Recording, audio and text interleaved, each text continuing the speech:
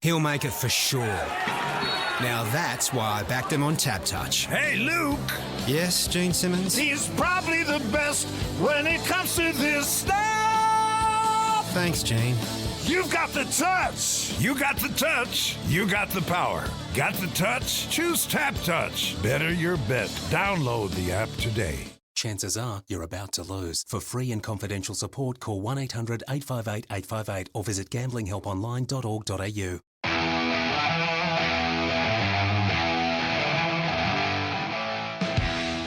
Hoops Heaven proudly brings to you Basketball Hustle. Ellis fumbled the ball. 2 on the shot clock. Goes up a prayer. Yes! As he was falling to the ground, it's a 3. He shot it literally from the hip. Definitely a highlight. Here come the Billikens. 4 on 2. McCall. Ellis. Left corner. We're missing out. Bang! From way down under. Cody Ellis. Now it's time for another episode of Hoops Heaven's Basketball Hustle.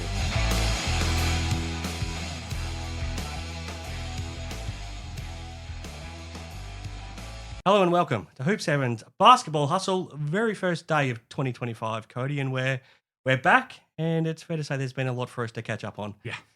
It's hard to even know where to start when you think about the way 2024 ended with the action in the NBL, and I mean, you look at the Adelaide 36ers, and 72 hours ago we thought they were about to implode. All of a sudden they come back with probably their best performance of the season, which was crazy to see how that all played out. There's a lot going on at the Sydney Kings, your former team, and you saw them play on Christmas Day in person, Cody. We've got Josh Adams back in the league, which I think was a little bit out of the blue. Taco Falls finally tasted a win in the NBL at the New Zealand Breakers. The Cairns Taipans haven't won for a long time, and I'm not sure that a win is anywhere on the horizon for them. We won't be seeing Parker Jackson-Cartwright for a little while either, after he had a bit of a brain fade on Christmas. Tasmania Jake Jumpers. That championship defence is building some momentum as well. Our multi-selections for Tap Touch aren't working too well either, Cody, thanks to some of the upsets we're seeing. But we're here thanks to Tap Touch, so thank you for their support and Hoops Heaven as well. I'm Chris Pike. I hope everybody had a great Christmas and Happy New Year. But the man you've all tuned in to hear from, the former Sydney Kings and Illawarra Hawks forward Cody Ellis, who's fresh off seeing both his former teams play over the last couple of weeks. Cody, Happy New Year to you, first of all, and good to be back. Yeah, Happy New Year, mate. Yeah, good to be back. Back in Perth, back on the West Coast, which is nice. Yeah, look, couple weeks over in Melbourne and Sydney, and got to catch up with a couple mates, and unfortunately didn't get to catch up with Simon. No. But I know this time of year is pretty wild for everyone involved in the NBL. So tried to steer a little bit clear as well. But no, look, good to get away and just to relax a little, not think about work, and just hang out with the family and relax a little. It was great. No, fantastic. There's a lot for us to get through with everything happening in the world of the NBL, so we won't take up too much time, but talk me through the trip. What was it like spending a week in Melbourne, spending a week in Sydney, and then also checking out a lot of games? So you were able to see a throwdown, you were able to see, I think, the Melbourne and the Hawks game, and then you saw... What was the Hawks home game? Hawks and the Wildcats. Yep. Well, a destruction from the Hawks, and then you saw the Christmas Day game in Sydney. What was the couple of weeks like? Yeah, it was awesome, mate. So I spent a week in Melbourne to start off with. Stayed kind of right in the middle of the city, and Lauren and Chase hadn't been to Melbourne before, so it was good to kind of get there and show them around a bit. And caught up with Rob Lowe and Kelly and their 2 kids, and got to hang out with them a bit, which is good.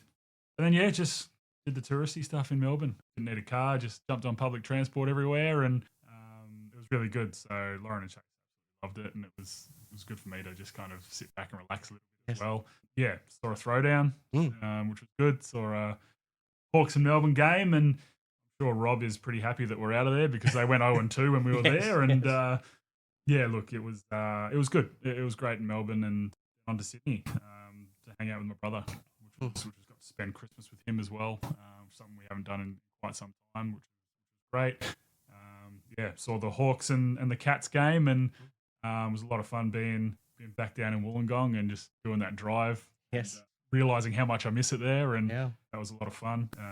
Not from a Wildcat standpoint, but for us it was good, and Chase loved it, and Kev White was able to snag Chasey a Christmas Day jersey. Oh, which was wow, you good. got excellent. Yeah. Excellent. So he loves that, and he's already living in it. So Yeah. that's great. And then went to the Christmas Day game.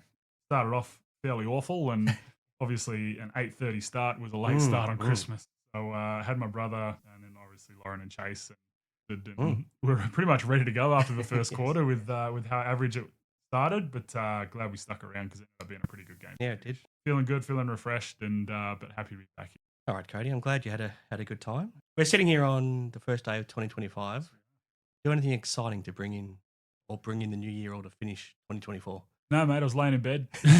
No, Lauren was working and Chase was asleep, and got mum and dad's dogs over as well, so they were all passed out in the living room, and kind of laying in bed on my phone and just that's right, it's midnight. So not a whole lot, mate. Yourself? Well, as it ticked over to midnight, our third co-host Elvis was in the middle of a crazy nut run outside.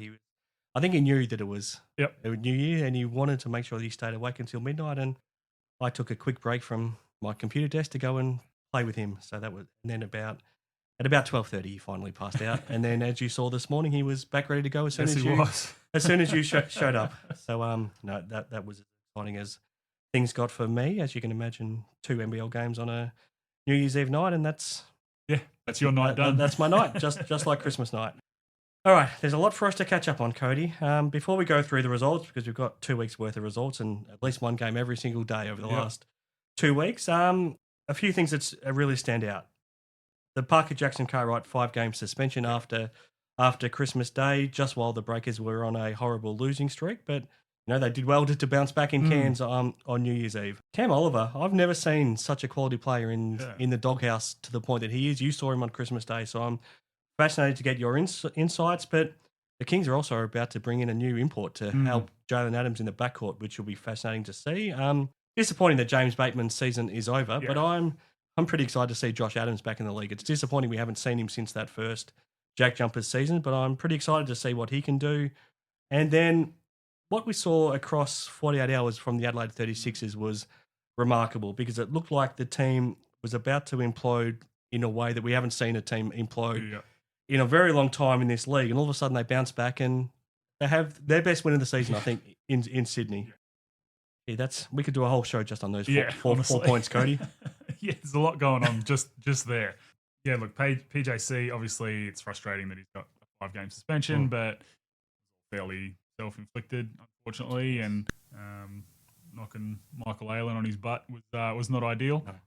Obviously something that's not ideal, but we heard Michael talk about he definitely got himself in the way there, and which was good. I think that was... He was trying to I felt like he was trying to defend Parker, and which was great, I think, and that probably stopped anything worse happening to PJC. So, look, obviously 5 games without one of the MVP candidates is not ideal, but look, I think it's probably fairly rightful.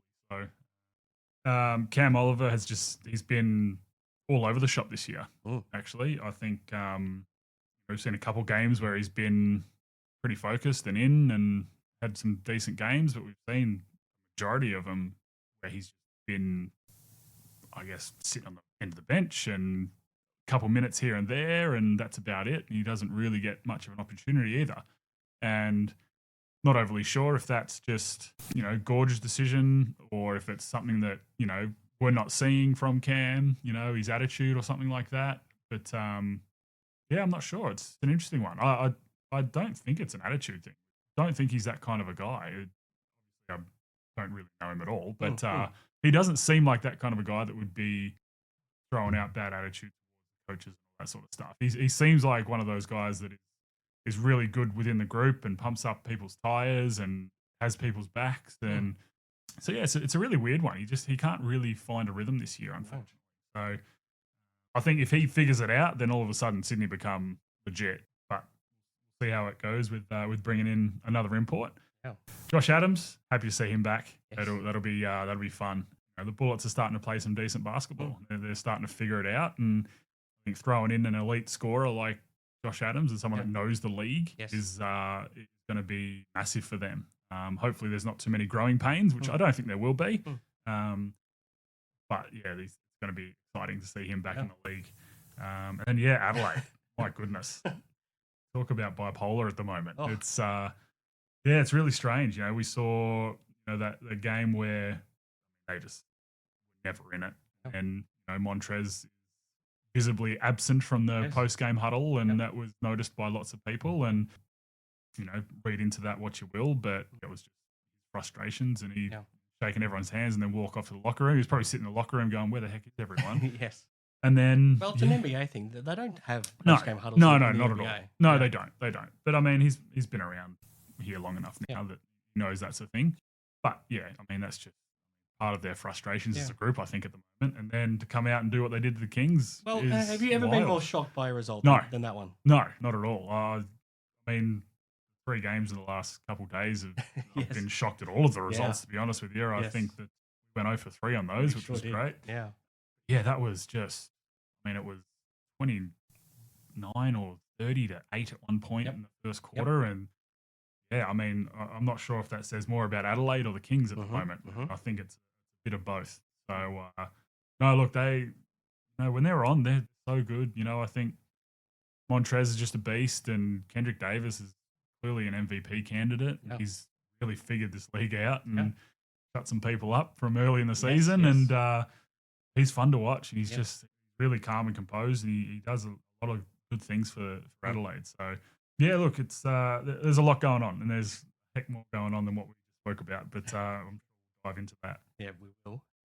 All right, Cody, before I run through the results over the past couple of weeks, our friends at Tap Touch, we put together a multi for the last 3 games of 2024, and they all felt like they were pretty comfortable results. So, of course, starting with that Adelaide-Sydney game, we thought there's no way the Kings dropped that game, and I think the 36ers were paying $3.75, and we thought chuck the Kings in comfortably. And then the 2 New Year's Eve games, the Hawks and the Phoenix, maybe that was a little bit closer, but still the Hawks back at home. It was tough to see them losing given how well that they had been playing. And then how could you possibly expect the Breakers to win without Parker Jackson-Cartwright?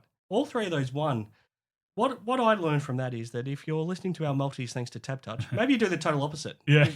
I imagine those 3 would have been paying about $20. Yeah, they would have been. They absolutely would have been. And we even threw in... we threw one of them in at the line. I think Cairns at the line. Cairns at the line, just to boost it up a little bit for everyone. Yes. And it, I mean, we fell flat on our face, didn't we? Yes. Yeah, but look, I mean, that's why it's called gambling, right? Yes, no, look, you're right. The Hawks and the Phoenix was probably the tougher one, but the way the Hawks have been playing, right, back at home. But in saying that, Phoenix have been playing some pretty good basketball too. The Hawks kind of on the back of 3 fairly close games, close together games. So probably feeling it a little bit. But yeah, look, very odd end results. Yes, they were. There's a lot of results. Let me just run through them, then we'll take stock of it all. So go back to the start of round 13, and the Sydney Kings beat the New Zealand Breakers 97-82. Then we saw the Brisbane Bullets beat the Cairns Taipans 107-104. Then the start of the really bad run for the 36ers, the Phoenix beat them 106-86. And then the game you're at, the Hawks hammered the Wildcats 120-88. And then we saw the Jack Jumpers beat Melbourne United again at John Cain Arena 97-91. Then on Christmas Eve, the Brisbane Bullets destroyed the 36ers 111-90.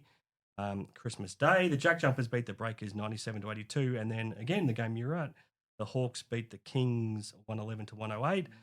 Then straight away, Boxing Day, this was the absolute unpick of these games across the 2 weeks. This was the one you wanted to skip if you skipped any. Melbourne United did get back to winning though, 76-66 over the Taipans. Then we saw the Hawks keep winning, beating the Bullets 102-84. The Wildcats destroyed the 36ers 116-92. Then we saw the Jack Jumpers keep on winning, beat the Bullets 95-86. And then these last 3, the 36ers shocked the Kings 111-96. And then we saw on New Year's Eve, the Phoenix beat the Hawks 110-105. And finally, the Breakers beat the Taipans 92-68. What the hell do you make of all of that, Cody? That's a lot. That is a lot, isn't it? And this time of year is always fun because there is basketball every single day. Yes. But yeah, I mean, there is a lot there. There is a lot. And, I think one of the things that do stand out is what we've already mentioned in Adelaide, just getting pummeled multiple times and then all of a sudden turning it around, and pretty crazy. Speak about how good the Hawks have been, and watching them live was a lot of fun. Watching the matchup against Perth was pretty crazy because Bryce had 13 in the first quarter, and I was pretty happy because I was like, I'm going to see something pretty special again. And he did not score again. No, he didn't score again. Yeah. I've never seen that. And I was sitting with AJ Ogilvy, and we were having a good talk about it. And I don't think there was a patch there where Bryce airballed back-to-back shots in the same possession. They got an O board and kicked it back out to him, and he airballed it again. And I don't think I've ever seen him airball a shot that's inside halfway, let alone 2 in a row. Yes. So it was really strange. But no, the Hawks were pretty impressive in that one, and they've been pretty impressive. Even the game against Phoenix, I thought they played really well. And they were still right in that game up until the last 2 minutes when they almost threw it away. Yeah, and then Phoenix just figured it out and got a pretty good win on the road. So yeah, look, lot to get through, lots of games, lots of things happening. So I'm sure we'll dive a little deeper into these teams. Best way to sum up our awards is probably to follow our socials when we get our round 14 votes. But right now, I mean, is Bryce Cotton still the clear winner for the player of the year? He's going to still need to get some votes in these last 6 weeks to wrap it up. But who do you see as his biggest challenger? Yeah, look, I think it's still his at the moment. Yep. I think with a historic stretch like he's had, hard to take it off him at the moment.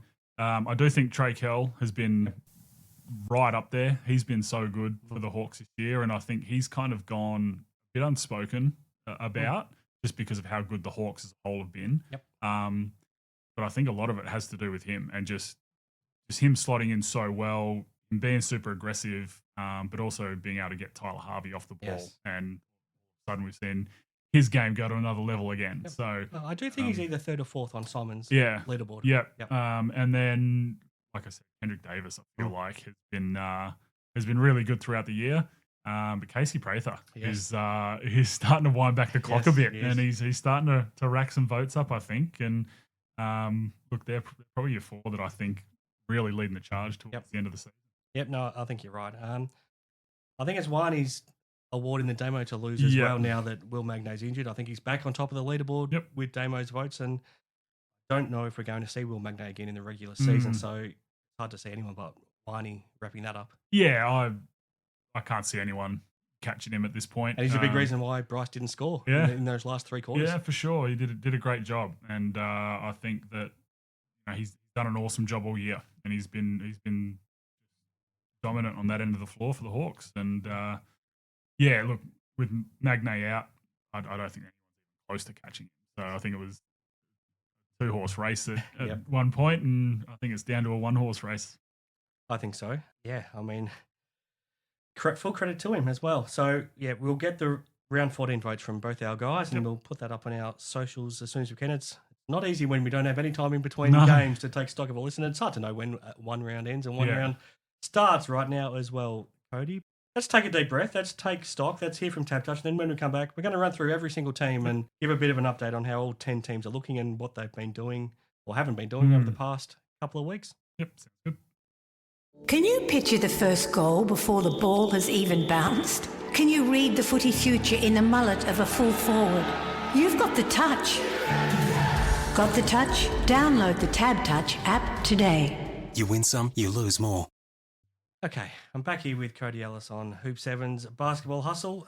Best way to try to sum up what we've seen over the last couple of weeks, Cody, is let's just go through things team by team. Yep. Let's go through top to bottom. So let's start with the Illawarra Hawks. Even though they lost on New Year's Eve, they're still 13-6. They've still won 5 of their last six games, and they've scored 100-plus points in their last 8 games. So they're having absolutely no trouble scoring, and for the most part, they're pretty good defensively too. Are they the best team in the competition right now? I think so, and I think it's purely based off consistency at the moment. Pretty much every other team has been very up and down. Yep. Except probably Tassie at the moment. They're about the only other team that's really rolling that, again, flying under the radar a little bit. But, yeah, look, I think they've kind of – it's been spoken about on the NBL shows and all that sort of stuff, but they've kind of got all the right pieces to be, a real title contender. Yep. And I think that you're right, they're playing some sort of defense, which is, more than we can say for most other teams at the moment. They've been getting some good stops, and once they get out in transition, it's pretty wild how quick they can get from one end to the other, how efficient it is. And then, I think that the fact that, guys like Sam Froling are having an awesome year. I think he's been a lot more consistent than we've seen him. And just, he's been a lot of fun to watch. He's tough. Probably doesn't get fouled or fouls called for him as much as probably should, considering he lives in the paint. He's constantly in there and banging with the bigs all game. And he does seem to get hit a lot without Yeah, he does. He gets hit a lot. So, but no, it's been so much fun to watch him and how he's grown season to season, and it's really working for him this year. Yeah. All right, let's keep rolling, because if we spend 10 minutes on every team, we'll be in trouble. We'll be here all day. Melbourne United, kind of feels like we haven't seen them for a while now. That they haven't played since Boxing Day, when they snapped a 4-game losing streak. Lost to the Bullets, the Hawks, the Phoenix, and the Jack Jumpers. So, in fairness, they did lose all those 4 to teams that are in pretty good form. Yep. Bounce back in Cairns wasn't impressive in Cairns. No. They were lucky to win on. And in fairness, I'm not sure if they beat any other team playing like that, except the Taipans right now, but they still got the win they needed. They're 13-8, so considering they had been on a losing streak, to be 13-8, they don't play at home again now until February the 1st, but they have set themselves up pretty well. I mean, you saw them in person twice. What did you make of them? Yeah, look, they were a bit all over the place. I mean, we saw them when they didn't have Marcus Lee or Chris Goulding in the lineup. So that's 2 pretty key pieces to them, and the reason why they've been so successful.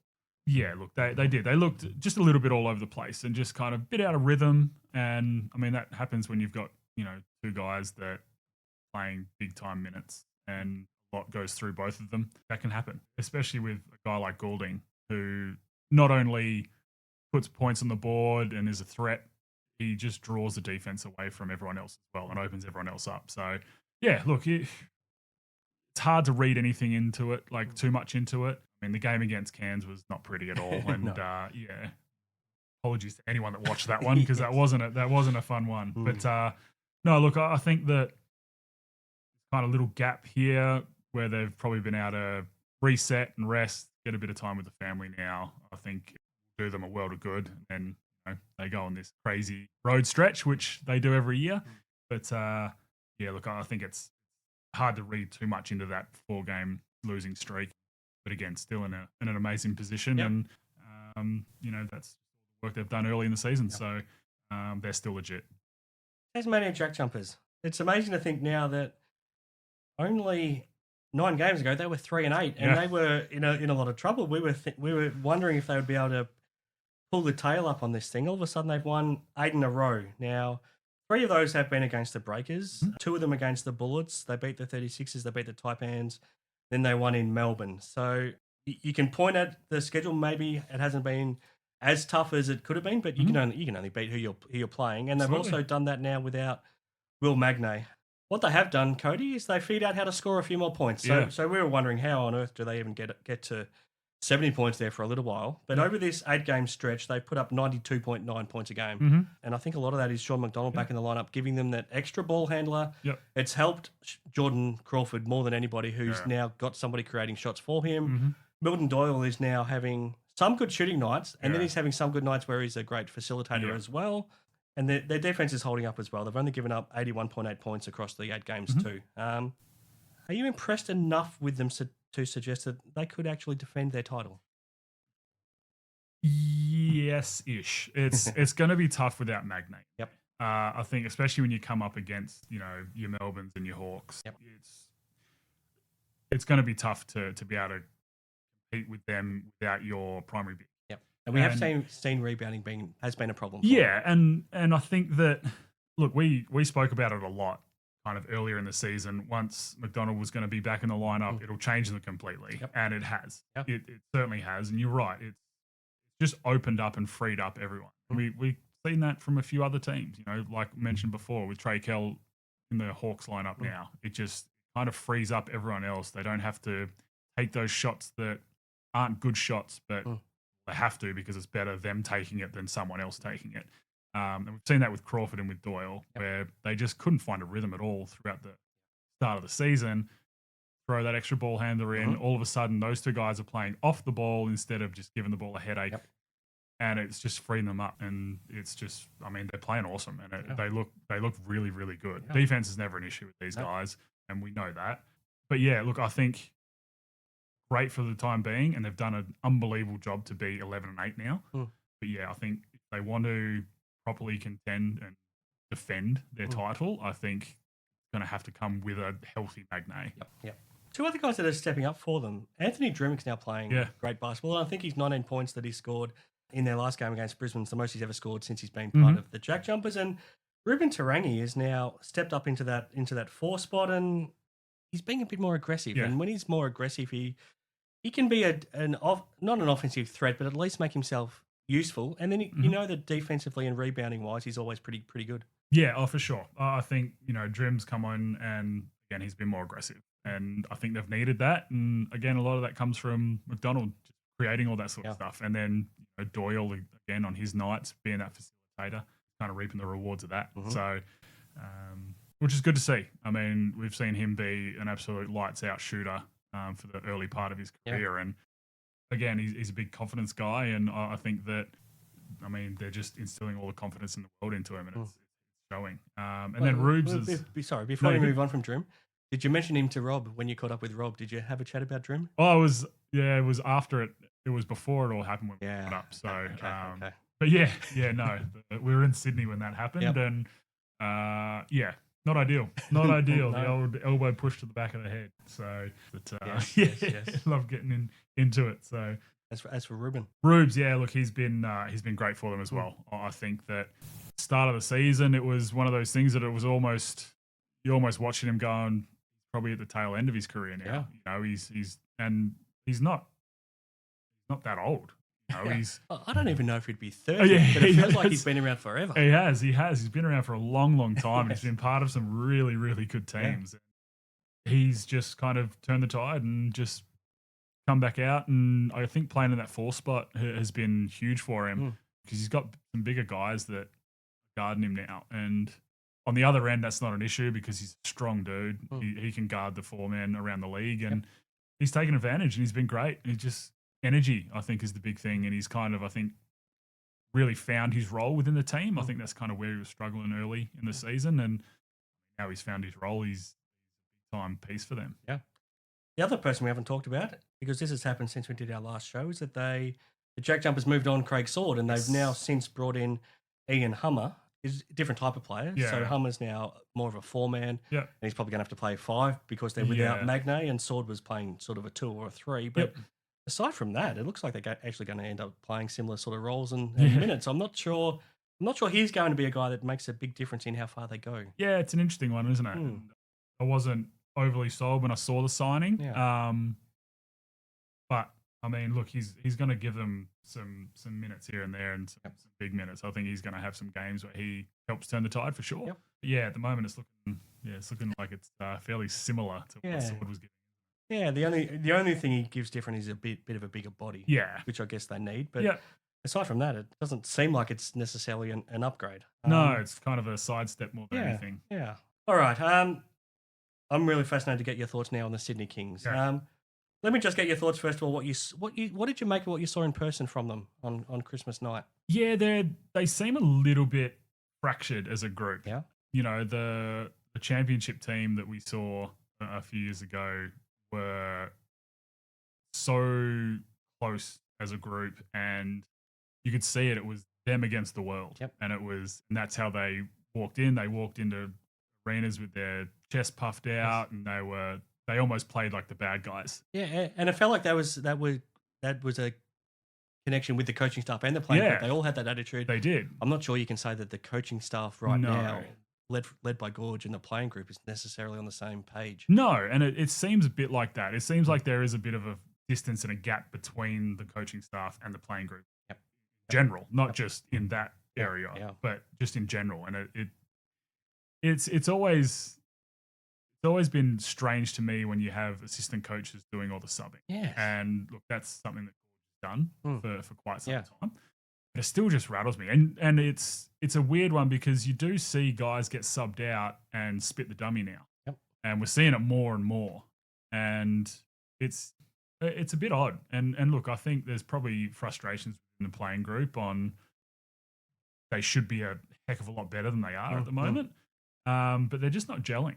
It's look, I don't know whether that's because of rotations or this, or what it is. But look, when they're on, they're as good as anyone in the league. So I think anyone that would come up against them in the playoffs would have that in the back of their mind. So yeah, they're all over the place at the moment. So it is an odd one. We touched on Cam Oliver earlier in the show. Let me get your more detailed thoughts on him, because he's an all first team sort of level of a player when he's up and about. The last 4 games, have a look at this: 3 points a game. Yeah. He's shooting 27% from the field, and he's only playing 15 minutes across that. And he didn't play at all in the second half in that game against Adelaide. He played 9 minutes in the first half. He had 0 points, missed all 4 of his shots, and did not play. He didn't hit the court in the second half. What's going on with him? Again, I feel like some of it has got to do with rotation, but it's also it's a tough one because he's a big. Obviously, he doesn't have the ball in his hands a lot. Yep. But I feel like all they're doing is just throwing it to him in the post every now and then and saying, "Here, that's your chance. Go and get a bucket." I think you make a great point. At his best in Cairns, he did have the ball in his hands a lot, didn't he? Yeah. He had it in his hands a lot more than what he does now. Yeah. They also didn't have a Jalen Adams or Zave Cooks. No, but he had a great point guard to set him up. Scott Machado was the guy that fed him a lot. Yeah. Absolutely. Scott wasn't quite the scorer that Jalen is. No. So it is a tough one. It's an interesting one, and I think that while you don't want to feed him the ball and go get your buckets, like they need to be able to get him in their rotations a little bit better and kind of attacking and throwing those little oops to him, and because that's when he'd be up and about in Cairns. Machado would get in the paint, little lob, big dunk. Oh yeah. Then all of a sudden the crowd's going crazy. Not seeing a lot of that. Then the next play, you'd step out and hit a 3, and he had a great all-round game. Oh, he did. He was awesome. And I mean, since then he's been in the league, so it's like it's a tough one. So they really need to figure out how to get him into a rhythm, because is Gorge going to give him that chance though? I don't think so. I mean, what's Cam thinking in the second half of that game against Adelaide when Jason Spurgeon is playing almost 10 minutes in the second half and he's not playing at all? I can't quite tell you what I was thinking, so I can only imagine what Cam was thinking. It's it's wild. I don't know. And look, I saw early in the game he'd only played a few minutes and he was already a minus 14. Yes. I think that's probably part of it too. He doesn't seem disinterested. Like it's not quite it at all. It just feels like he's not involved. But that's not necessarily his fault, is it? No, it's not. Look, I'm sure he's feeling all kinds of frustrations because every team he's been on, he's been one of the main focal points. So I think it's an interesting one, and I'm not really sure how they get him into it or what they can do, because I feel like the opportunities he's getting are getting less and less. I don't think it's going to change. I think Gorge has run out of patience. I think he's going to be playing 10 minutes a game the rest of the season. I'm not sure that's going to change. Yeah, I'd be there actually. I think that. Yeah, I can't see him getting that proper opportunity again, unfortunately, and whether that means that they part ways or if he sticks it out. But I mean, look, he's one of those guys that can completely change a game or a series. So you wouldn't necessarily want to part ways with him, but especially this late in the year. I think they're going to stick with him because I think even if they parted ways, they still have to pay him. Yep. I think they're just going to keep him there, but I don't know if he's going to play a big role. And what they are going to do is they're bringing in a new import guard that looks like it's going to be a point guard of some sort to allow Jalen Adams to play more as the 2 guard. Yeah. So Gorge has been talking about that all season long, that he felt like he needed a point guard. I don't know why it's taken until they've only got 9 games left in the season, so he has to be here. They play again on Thursday night, so you'd think after Thursday night he has to be here for the next game. The rest, He has to then qualify for the playoffs. So whoever it is has to get here very soon. It's an interesting one to want to play Jalen more off the ball, though. I mean, he's been playing great. Look at his last 5 games: 25.6 points, 6.4 assists, and 41 in that game against Adelaide. Yeah, he's better with the ball in his hands. But what Gorge is worried about is that the opposition focuses so much on him that it takes a lot out of him to have to be double teamed virtually every possession. So what do you make of bringing in an import point guard to help him, and especially now doing it so late? Yeah, look, being this late is questionable. I actually don't mind it. I think that again, we see it on other teams as well. Having that primary ball handler gets your elite two men, which I still think Adams is more of a two guard because he's score first point, but they're more two guards anyway. Yeah, so well, it's the same as Bryce. I mean, Bryce is a much better two man, isn't he? absolutely, Yeah. absolutely. Again, we've seen it. When you've got Henschel running the point, Yeah. Ty or yeah. anyone with the Kings, and look, I think this is going to give Cam probably his last opportunity to actually be involved within the lineup as well. I think have hopefully a pass first point guard and a pure point guard will make them legit contenders. Oh, who knows? It might be Machado. Who knows? Who knows? I mean, that would be pretty wild. So yeah, look, I do like it, but I think it's come so late, and you're not giving someone who has to be, the leader on the floor too much of an opportunity to gel with everyone and get the system down properly and figure out where people should be, where they need to be. The point guard's a massive role. You need to be that floor general. And look, 8 games is not a lot to kind of figure out how to do that and how to gel with everyone. Have you heard any names? No, I haven't. I haven't heard anyone floated. No, they've done well to keep it close to their chest. Whether that's they actually don't have anyone lined up or that's, they may not. I'm not sure. But no, I haven't heard. No. Unlike the Josh Adams one, which got out very quickly. Very quick, and it still hasn't been confirmed officially by the Bullets, but a long conversation with Justin Schiller about him suggests that it is confirmed. We need to quickly keep moving through these teams. Cody. Perth Wildcats. Yep. They're a team that feels like we haven't seen a lot of over the last couple of weeks just because they've been on their road, but they've done pretty well to go 3-1 in their first 4 of these 7 games on the road. They've done it without Christian Doolittle, and in the last couple they've done it without Bryce Cotton needing to dominate. He's only, say only, but it's only for Bryce, 17 points over these last 2 games. Obviously there was that one against the Hawks where he didn't score for 3 quarters, but he had 12 assists in the win against Adelaide, so he turned into a passer, so that worked. They're 11-9. I feel like they've done well to put themselves in this position when, apart from Bryce's outburst, they probably still haven't quite reached their potential. Yeah, 100%. I think without Christian Doolittle, it changes it for everyone. Yeah. I think he's such a key role for that club, and having him out has shown, some of the holes that they're missing without him in there. But it's also given an opportunity to some of the guys step up, and they have been, which has been pretty cool to see. So, you're right. Bryce only averaging 17 over 2 games is Cotton-like from what we've seen. Yes. But be able to go 3-1, obviously that 13-point game was one they lost. Yep. They were never in that one anyway. So that was, that's just one of those blips in the radar that you can kind of forget about, I think. And hanging on the microphone, you're gonna be hearing buzzing, I think. But yeah, look, they've done well to put themselves in this position, and I think that Pinder's been great. He's been just constantly aggressive, and games where we see him missing in action are games where he's playing on the back foot. When he's aggressive, he's tough. No one can really guard him. Almanza is starting to find his feet. This is the Almanza that we kind of thought we'd get early in the season, and it's taken him a while to kind of figure it out and figure out his role and figure out the league. But he's starting to play some good basketball. And Windler's the same. Yes. I think Windler's been great, and just aggressiveness on the boards, whether he gets it or not, has been huge for them, especially with Doolittle out as their main rebounder. And just, stretching the floor. He's starting to find his stroke. He's a good shooter. And he loves to, the further out, they're almost more willing to take the shot against. Yeah, and look, I thought he was going to be this kind of a shooter early on, and he just kind of hadn't shown it and hadn't really found a rhythm. And yeah, he's starting to find it now. And I think that's probably danger signs for the rest of the league. Last team before we'll take a break, the Southeast Melbourne Phoenix. So they're now 10-9, coming off that win on New Year's Eve against the Hawks, and they've won their last 2 against the Hawks. So the last 2 games that Illawarra have lost have both been against the Southeast Melbourne Phoenix. So we know that they started 0-5 under Mike Kelly, but now since they moved him on, they've gone 10-4, and they've gone 8-3 since Josh King has arrived. They're a completely different team.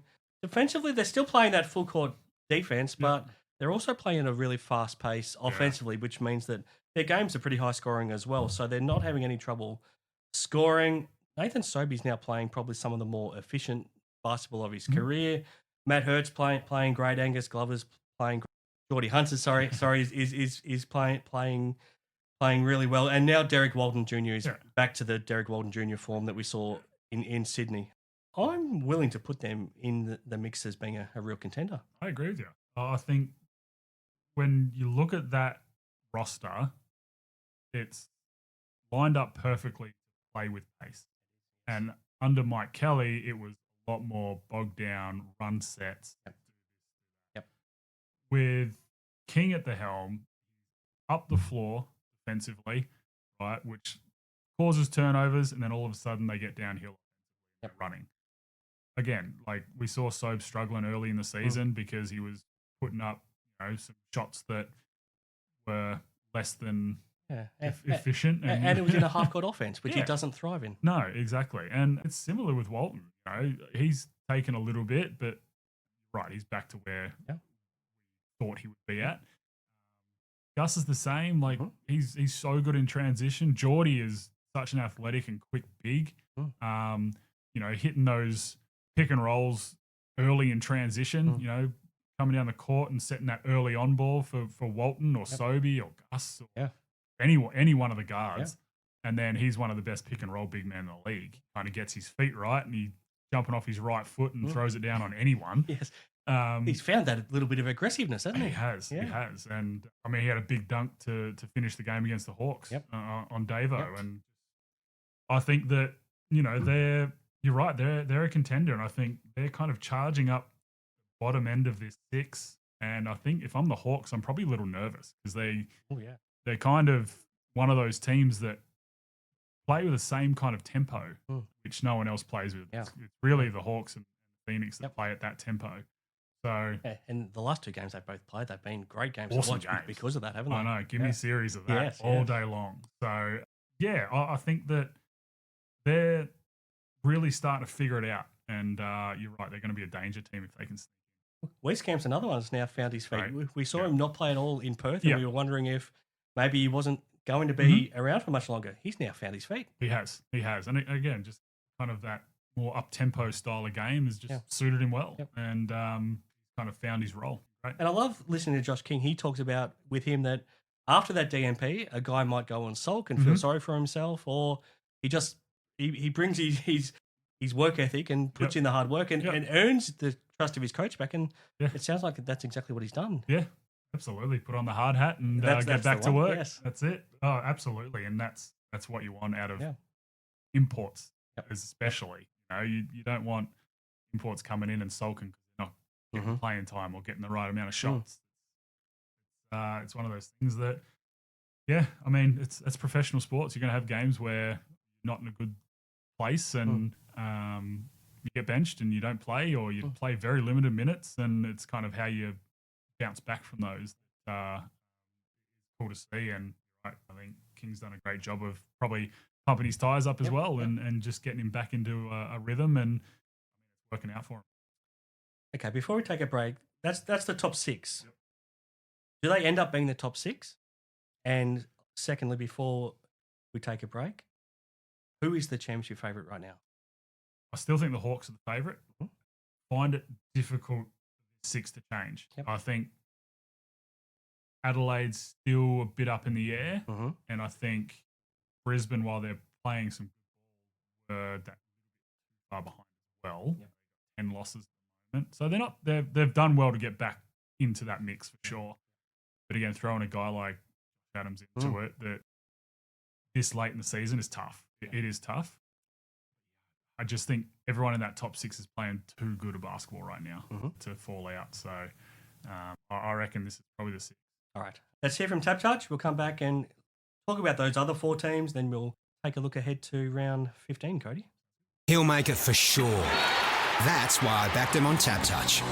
You got the touch. You got the power. Got the touch? Choose Tap Touch. Better your bet. Download the app today. Imagine what you could be buying instead. Okay, I'm back with Cody Ellis on Hoop 7's Basketball Hustle. Before we get to round 15 already, Cody, we've got one day in between, a day off which is a very rare thing at this time of year. So that's why we've been able to sneak in this recording. Let's look at the 4 teams not in one of the top 6 positions so far. The Brisbane Bullets. So they had won 5 of 6 games, and they were scoring 111 points over those 5 games. So they'd found their groove offensively. They've lost their last 2, but they were against the Hawks and the Jack Jumpers, so the 2 hottest teams in the league, and they didn't necessarily play terrible in either of those games, and they were without James Bateman, but also Rocco Zakarski for those games as well, and also Dengadell hasn't been able to make it back as well, and Jared Besto, since we did our last show, has also been ruled out for the rest of the season as well. So they haven't had a good run with injury. Casey Prather's been incredible. Over the last 9 games, he's averaging 28 points and 5.3 rebounds, and I think you can make a case that he's the second best player in the league behind Bryce in that stretch. They're about to welcome in Josh Adams. I assume he'll be here for their next game on Saturday because they're running out of time to get him to play enough games as well. So I think he'll be here this week. Just summary on the Bullets right now. I think it was look, there's a lot going on at the Bullets at the moment. Like a lot of teams, they're just struggling with injuries at the moment. It's not ideal, and you never like to see that. Yeah, it gives other guys opportunities to step up. And Casey's been, he's been as good as really ever seen him. Back to almost the Wildcats days of how good he's been. I think he's playing better than he even did back then, in a different way. But, very different. But his numbers are a lot better at least. Yeah, definitely.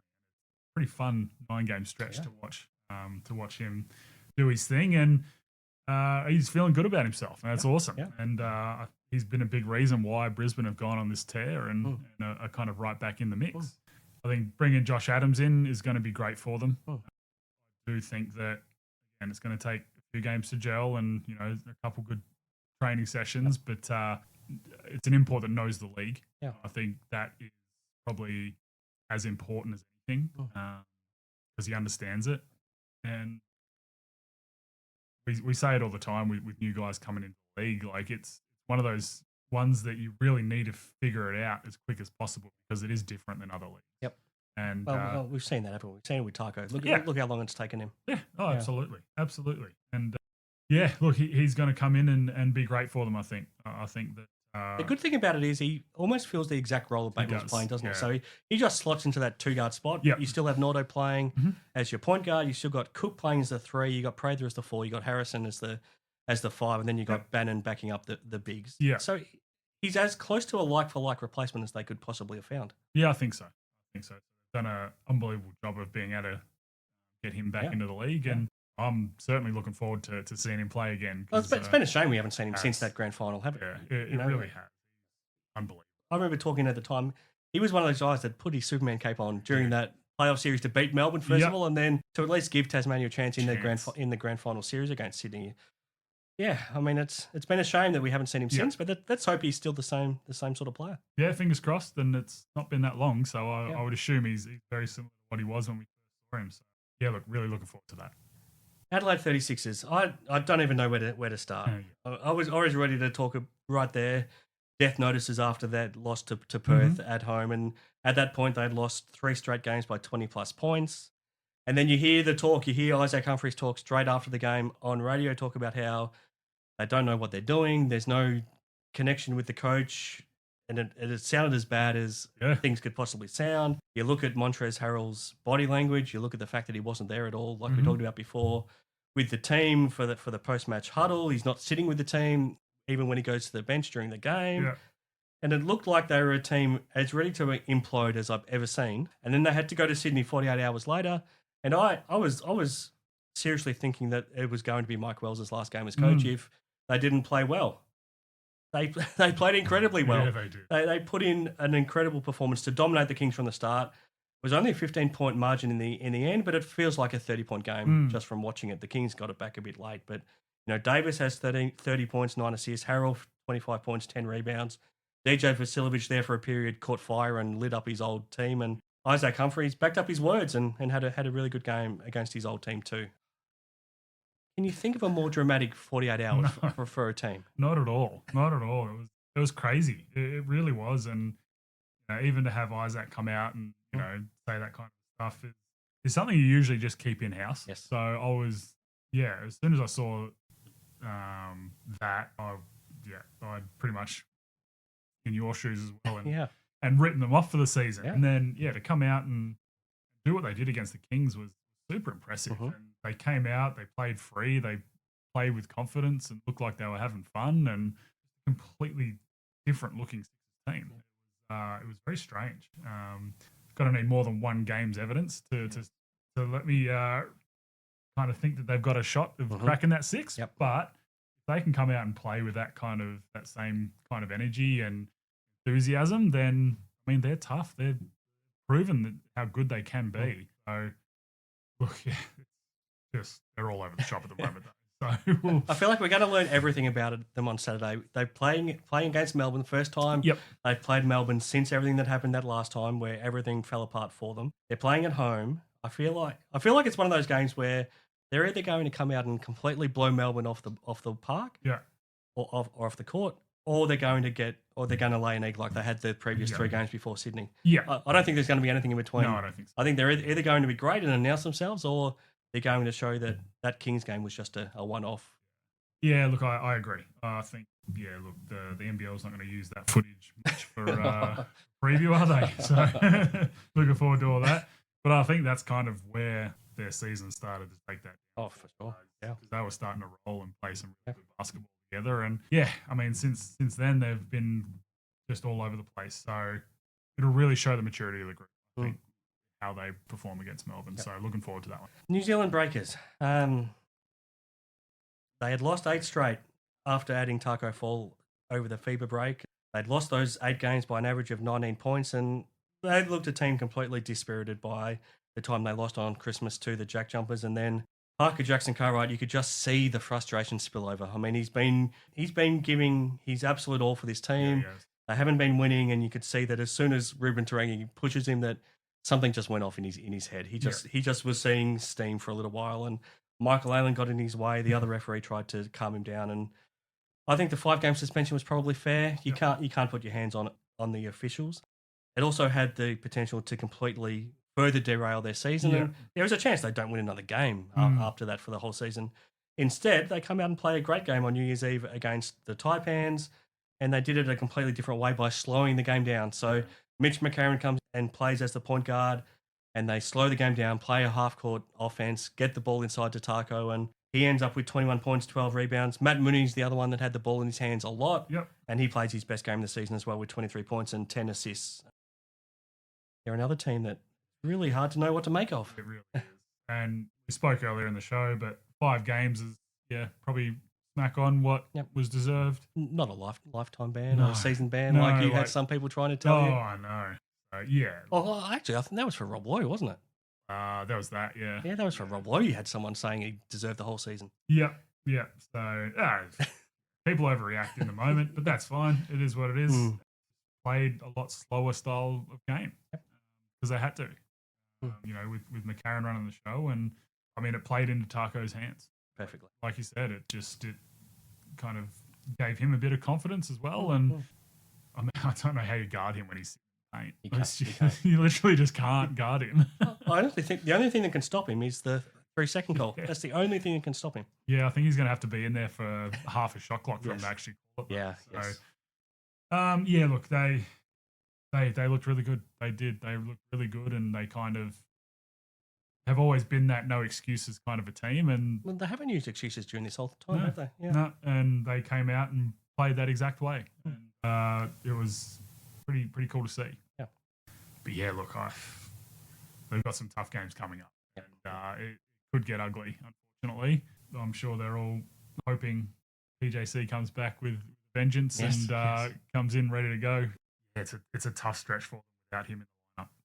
Where they got the win they needed against Cairns, but now they've got Perth, Brisbane, Illawarra, Melbourne. They're going to do really well to win one of those 4. I think so, and you'd probably say Brisbane, but they've got their big twin towers in there as well. And I mean, I can't see them winning any of those, unfortunately. Cairns Taipans. Do you see them winning another game for the rest of the season? So they've now lost 15 straight. October the 6th, when they beat Melbourne of all teams in Melbourne. They haven't won since then. That feels like an absolute lifetime ago. 66 points, 68 points in their last 2 games, and we're seeing teams score that in a half. Is there any hope for them for the rest of this season? No. Mm. That was their shot against the Breakers. It was, yeah. I think. It's been just really strange. Taron started off the season awesome. You know, in his first few games, I think we saw Cairns look just as good as anyone else early on in the season when they had a full roster. And when they win that game against Melbourne. Yeah, exactly. You would have never thought that they would not win another game after that. Just fallen into a heap, unfortunately, and can't get any kind of rhythm, and looks like it's a struggle to be out there on the floor, unfortunately. Yeah, look, I love 40, but I can't see him being the coach after the season. No, and in fairness, he looked like a completely broken man last night. When he did the press conference, he looked like he was completely broken. Yeah, I can well imagine. And look, you feel for him. I mean, he's done some unbelievable things for the club. Yeah. And it's just tough. I mean, there's not a whole lot he can do, unfortunately. So, well, what he can't do is he can't get his 2 stars to play better. I mean, what he needs is Rob Edwards and Taron Armstrong to be the 2 players that we saw early in the season. Look at what they've done over the last 2 games. So Rob Edwards has averaged 11 points over those 2 games. He's shooting 17%. He's gone 4 of 23, 1 of 12 from 3, and he's had 6 turnovers. And then Taron Armstrong, he's had 6 points in total over the last 2 games, 5 turnovers, and he's shot 2 of 19 at 11%, 1 of 9 from 3. That's not a coach's fault. That's on those 2 players. Yeah, I agree. Yeah, it's tough. There's only so much yelling and screaming and then heart-to-hearts and all this sort of stuff you can have with players. But at the end of the day, they've got to come out and perform. And, they're certainly not doing that, are they? So it's tough. It really is tough. Do they win another game? Do they finish on 3 wins? I think so. I can't see them. I just can't see them just turning it around at all. Well, they can't score. How are they going to score? Especially when every other team in the league going up almost 100. Yeah, which that's frustrating. It sucks to see, especially a small market team like Cairns. Yep. I mean, the town always gets around. Well, they still had a sold-out building last night to play in front of. They still get behind them, yeah. which is awesome. And something always about Cairns is the support that they get. So, look, hopefully they keep coming out and supporting the boys and they can get over the line on a couple. But I honestly can't see it. Yeah. All right. Before we get to the round 15 games, the summer shootout now starts. So this is an interesting concept, Cody. So what it means is that every team during January we're able to pick one road game and they nominate that as the game that they're going to try to score the most points in. So out of those 10 road games during January, whoever scores the most points as the road team wins $50,000. It's an interesting concept. We see the first of them this Saturday night. So Melbourne is trying to put up a lot of points against Adelaide, and in fairness, wouldn't surprise me if they score 120. Yeah. The Kings against the Bullets in Brisbane is an interesting one. I don't know how many the Kings are going to put up in that game. We don't know what to make of the Kings. And then as we go through January, we can run through each one. What do you think of the concept? I mean, I don't know. I like it. It feels a little gimmicky. Like it feels. Yeah. Does it add a lot? Does it actually make it more exciting for fans? No. Apart from the one fan that does win $100,000. Exactly. So I'm not sure. I think it is. It's almost like the in-season tournament. Yeah. In the NBA. I mean, a bit different. Each player gets 500 and something grand, but yes. But I'm not overly sold on it. And look, I'm all for the league trying out new things like this. I'm all for it. And hopefully people get around it. And you know what? Maybe the best way to handle it is to not give it too much publicity because the league's going to be promoting it themselves enough. So they will. But we'll see. We'll see how it goes. I mean, of the list, geez, I don't know. If I was the fan to pick it, I'm not sure. You'd probably go with the Cats. You would not be. You wouldn't go with the Cats because they're Jack Jumpers. Well, you would not be backing yourselves in to score the most against the Jack Jumpers of everyone. No. I mean, Adelaide and Perth are playing the Jack Jumpers. So they're not going to do it. No. The Taipans are not going to do it against the Bullets. They're not going to be putting up. I think it's going to take 120 points as a minimum for someone to win it. So I reckon you'd go with the Hawks or the Phoenix. So the Hawks are playing the Taipans. Yep. The Phoenix against the Wildcats. Against the Wildcats. Yep. They're probably the two that you would expect to have some pretty high scoring games. Yeah, look, I reckon the only thing with the Phoenix is RAC is not the best shooters gym in the world. No, it's not. So, and look what happened last time they came here. They got whistled out of the game. So go with the Hawks scoring 124 against the Taipans. There we go. That would be my bet. Okay. All right, we can lock that in. NBL, you know where to find me. You could be the fan to win 100,000. There's no reason you can't. Yeah, I'm not affiliated with anyone. There you go. So you could be that person. There you go. We'll lock it in. That could be the deposit for the house. Oh, jeez. Tell me about it. All right, let's get to the round 15 preview. Let's race through these games, Cody. Thanks to TabTouch. Check out all of the odds for each of these as they get closer on tabtouch.com.au or on the app. Thursday night, this is a fascinating one. The Sydney Kings, do they bounce back or do the Southeast Melbourne Phoenix keep on rolling? That's a tough one. I like what Phoenix are doing at the moment. I think that the Kings are still a little bit unsure of everything and what they're doing, and they're still a little bit fractured, and I think the Phoenix probably get this one. Friday night, this is terrible for the Cairns Taipans. They're coming off what happened to them on New Year's Eve, and they're playing against an Illawarra Hawks team pretty hungry, coming off a loss, and it's in Wollongong. How ugly does it get? Yeah, look, we've kind of seen this in the past of games where we think get really ugly, and they tend to be a little bit more respectable than we think. Look, I can't see dropping it at all. But yeah, it's not great for Cairns, is it? No, unfortunately. So look, it's pretty certain Hawks win for me. Yeah, worst possible game for them to try to New Year's Eve. Now this is a good doubleheader on Saturday. Adelaide and Melbourne, like we talked about before.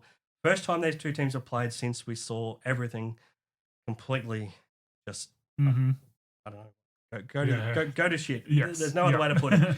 What happened in Melbourne? So the 36 is coming off that win as well, and Melbourne very fresh, haven't played for a little while after getting back to winning. What do you expect to see in this one? The boos. Yeah, it's going to be loud. It's going to be loud. It's going to be very loud. There'll be a fun arena to be in for this game. Yeah, look, I actually reckon it's going to be a close game. I do think it's going to be closer. I think Melbourne come in and get it, but I do reckon Adelaide show up the fans and they'll hear all the boos and the jeers and all that sort of stuff going around the stadium. And who gets booed the loudest, Chris Golding or Rob Lowe? Or Shea Yilly? It could be any of them. Yeah, it's just going to be the team in general, honestly. Yeah, because there's going to be a few people that they could do it. So, yeah, look, I think Melbourne come in and snatch that one. The second up on Saturday as well. This is a big game for both these teams. Brisbane at home to Sydney. We expect Josh Adams there for the Bullets. And I mean, the new import for the Kings has to be here for one of these games this weekend. So both teams might have a new import guard for this one. It's a big game in the context of the season for both as well. Yeah, it really is. Huge, and it's tough. A bit of a flip of the coin just because I feel like Brisbane are playing better in general than what the Kings are. But I think the Kings are at that point where they need to start getting a couple wins, like you said, as well. So I'm going to pick the Kings in that one. Yep. But yeah, look, hopefully we see two new imports. That'd be a bit of fun, wouldn't it? Yeah. Sunday, another doubleheader. New Zealand Breakers back at home. Can they back it up against the Perth Wildcats, who have had a bit of a break now since that win in Adelaide? Yeah, look, I think the Cats come in and steal that for sure. Yep. They've just got too many weapons. Yeah. They got way too many weapons, and how many for Bryce? It was the 59 last time against the Breakers. Geez, yeah, it was. Oh goodness. It could be another 40, at least 40 point game for him. But again, I think the Breakers are going to try and slow the game right down, which doesn't play into the Cats' hands. No. But look, the Cats will get that one. This is another good one to finish up on Sunday. The Jack Jumpers and the Phoenix. These two teams are playing as well as anybody. Yeah, they are. I think Tassie to get this one, they're really going to have to slow the tempo of the game down. And the way they've been playing defense, it's starting to get back to what we knew at the end of last season. I think Tassie steal this one. They're going to come in fresh. Phoenix playing on Thursday. And on Tuesday. So this will be their third game in 6 days. Yeah, so which is kind of what we saw with the Hawks. So look, I think Tassie get that one up. Even on Tuesday, then we got the Hawks and the Jack Jumpers. That's another great game. Yeah. One word answer: who gets that one in Wollongong? Hawks. All right, Cody. To say that that's been a lot to try to catch up on is a great understatement. This has been probably the most dramatic 2 weeks in the NBL that we've seen since we've probably been doing this show. So we did our best to try to catch up everybody in this hour, and it might have crept over an hour, and we have tried to catch up on everything, and we've tried to make sure that our new podcast machine is working. So if there's any sort of clinks, then we're sorry. We're still trying to work out the technology, but thank you once again for Tap Touch for making this possible. Thank you to Hoops Heaven. I'm Chris Pike. I'll leave it there and leave you with the final words, Cody. Yeah, finally get to take a breath. That was a lot, but no, look, lots of things that happen in this season, and looking forward to a good round of basketball.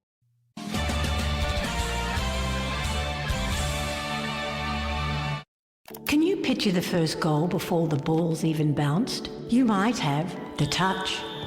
When the weather's wet, can you feel who'll triumph? You've got the power. Can you read the footy future in the mullet of a full forward? Then you too might be harnessing the power of the touch. Got the touch? Download the Tab Touch app today. You win some, you lose more. For free and confidential support, call 1-800-858-858 or visit gamblinghelponline.org.au.